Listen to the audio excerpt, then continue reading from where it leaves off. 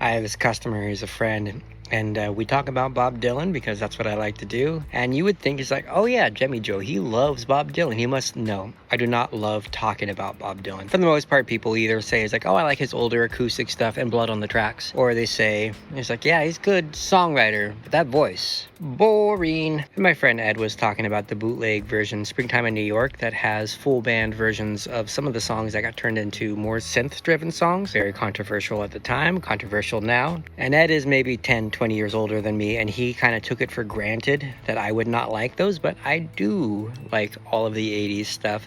Some of the production I don't like, but it's not the synth stuff. It's actually some of the full band stuff that I'm like, But he was saying is like, oh yeah, it's like, what, he's trying to be Duran Duran? And that was his joke, as if I would not like Duran Duran. Duran Duran is a band that I listened to as a child that sparks joy. If Bob Dylan wanted to sound like Duran Duran, I would think that was awesome. The musically conservative mindedness of many Bob Dylan fans has always struck me. Well, it's okay, but it's nothing I relate to, I'll say that. I'm very musically adventurous, and I like everything, and I like things that are made in a computer, and I like shitty music, truth be told. I like all music. So the newest Bob Dylan song that I did a cover of is called What Good Am I? And it is from 1989's Oh Mercy. It's one of my personally favorite Bob Dylan songs of all time. Very underrated.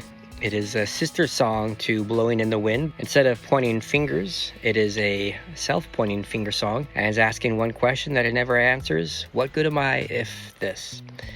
Very powerful song, and I arranged a version of it that is all electronic music, and I used a vocoder to make it so that you could not actually understand the words unless you know them. Play with the vocoder is very emotionally expressive because you're actually playing the keys while you sing into a microphone, and whatever you're singing becomes the note you're playing, and it's all affected, and it sounds like part of my heart, my soul. It does not sound like a computer. To me, very evocative. And I liked the idea that I'm playing this song that means a lot to me, but the words are secondary to how it makes me feel. And there is a part of me that did it just to mess with people, like this imaginary audience of people who want me to do acoustic banjo versions of Bob Dylan songs.